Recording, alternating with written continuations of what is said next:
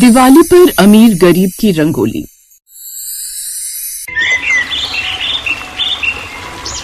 दिवाली का त्योहार नजदीक था, इसलिए निशा हर बार की तरह इस बार भी दिवाली सेलिब्रेशन के लिए कुछ नया करने वाली थी।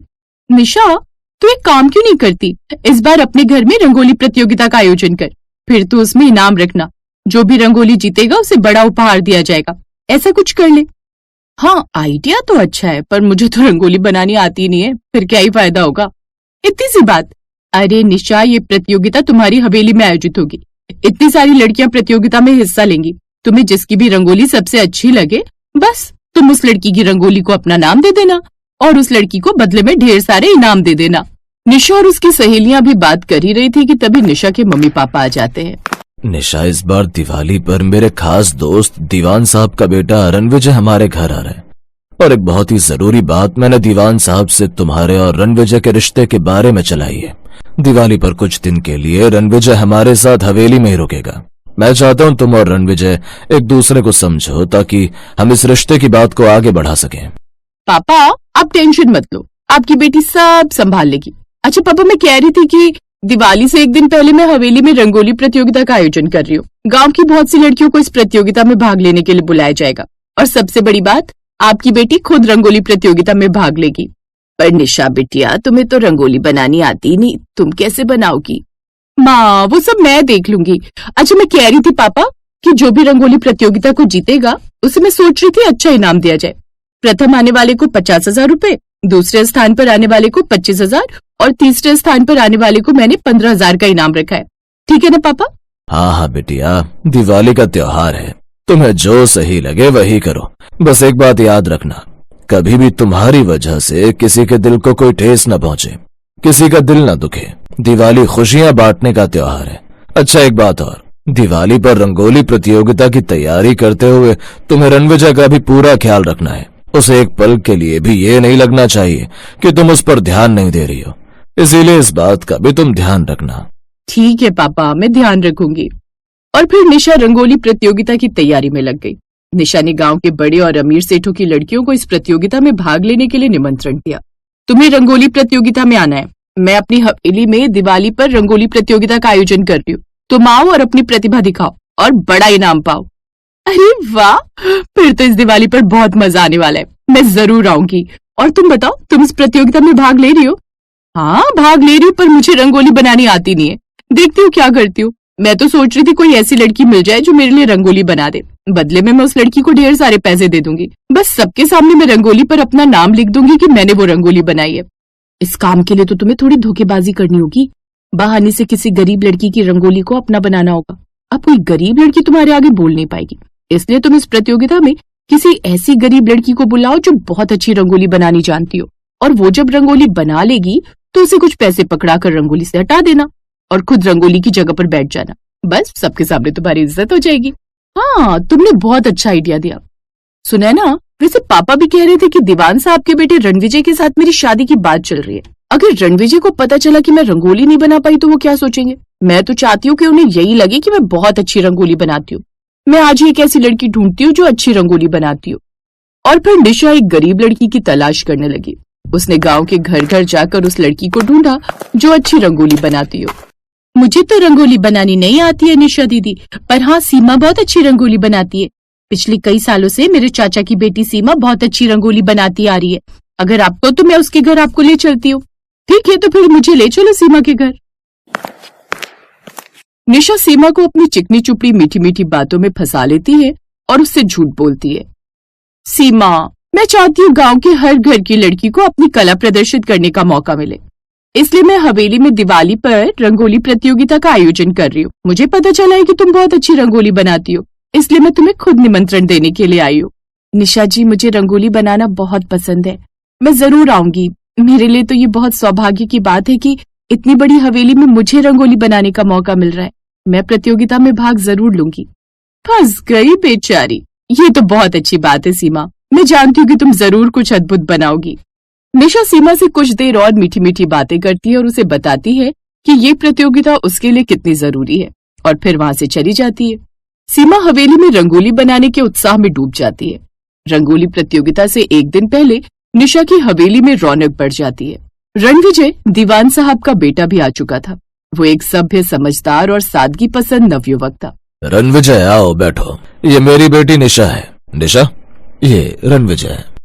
आपसे मिलकर खुशी हुई रणविजय जी। वैसे आपको हमारी हवेली कैसी लगी? आपकी हवेली बहुत सुंदर है और कल की रंगोली प्रतियोगिता के बारे में सुनकर मुझे बहुत उत्सुकता हो रही है। हाँ, मैं भी भाग ले रही हूँ। मुझे रंगोली बनाने का बहुत शौक है। मैं चाहती हूँ कि कल आप भी मेरी कलाकारी देखें। मैं जरूर देखूंगा। कला की कद्र मुझे करना आता है। निशा रणविजय को अपनी कला का प्रदर्शन दिखाने के नाम पर मन ही मन खुश हो रही, क्योंकि उसे पता था कि सीमा की कलाकारी के बल पर वो रणविजय के सामने एक कला प्रेमी और गुणी लड़की के रूप में खुद को पेश कर रंगोली प्रतियोगिता शुरू होती है। सब लड़कियां रंगोली बनाना प्रारंभ करती हैं, पर निशा की नजर तो सीमा की रंगोली पर थी। कब सीमा रंगोली बनाए और कब निशा उस रंगोली के पास बैठे, वो इसी इंतजार में थी। जैसे ही सीमा ने रंगोली बनाई, निशा ने तुरंत उसे बहाने से हवेली के अंदर भेज दिया। उस समय तक रणविजय निशा के पापा के साथ हवेली के अंदर ही था, इसलिए उसे नहीं पता था कि ये रंगोली किसने बनाई है। तुम सब रणविजय को यही कहना कि ये रंगोली मैंने बनाई है। और सुनो, अगर सबने मेरा साथ दिया तो मैं सबको ही विनर बना दूंगी।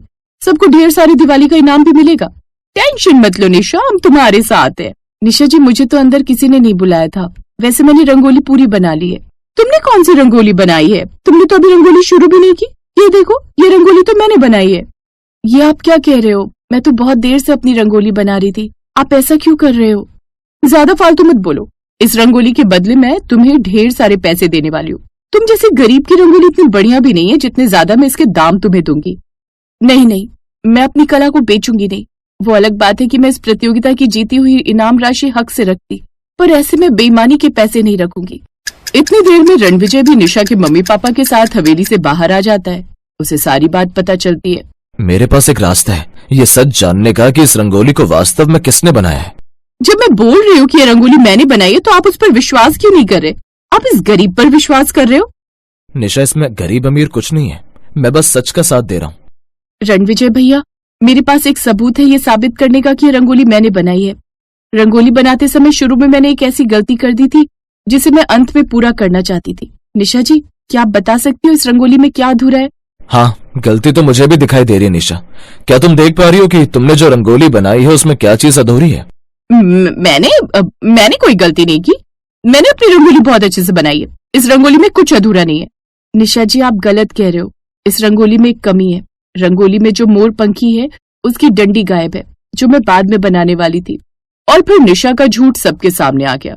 निशा के माता पिता उस समय बहुत लज्जित भी हुए, पर नियम के अनुसार सीमा इस प्रतियोगिता की प्रथम विजेता बनी और उसे 50,000 इनाम दिया गया, जो रणविजय ने खुद अपने हाथों से दिया। सीमा की दिवाली खुशियों से भर गई। एक गरीब के हाथों से मेहनत से बनी हुई रंगोली जीत गई और अमीर की धोखाधड़ी सामने आ गई।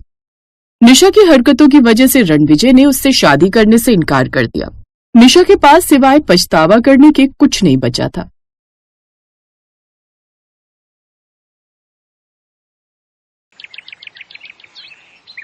दिवाली का समय पास आने वाला था और सभी मोहल्ले वाले अपने अपने घरों की सजावट कर रहे थे।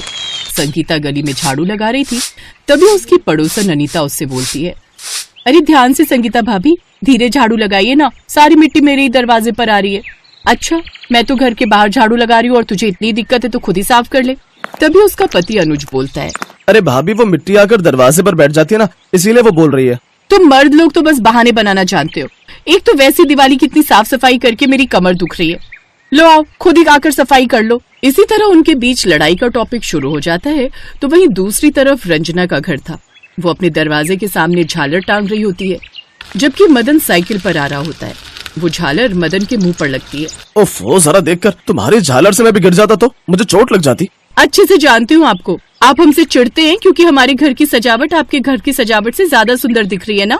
वहीं थोड़ी आगे इसी तरह दो और औरतें आपस में झगड़ रही थी। तुम हर बार ऐसे ही करती हो रुचि, कोई भी घर आता है तो धुलाई के नाम पर हमारे घर के आगे कीचड़ कर देती हो।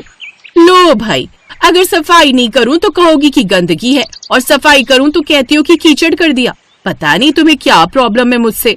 इसी तरह पूरे गली मोहल्ले में सब अपने अपने घरों की साफ सफाई और सजावट के चक्कर में एक दूसरे से लड़ रहे थे। तो वहीं गली के बच्चे आपस में एक कोने में पटाखों की चर्चा कर रहे थे।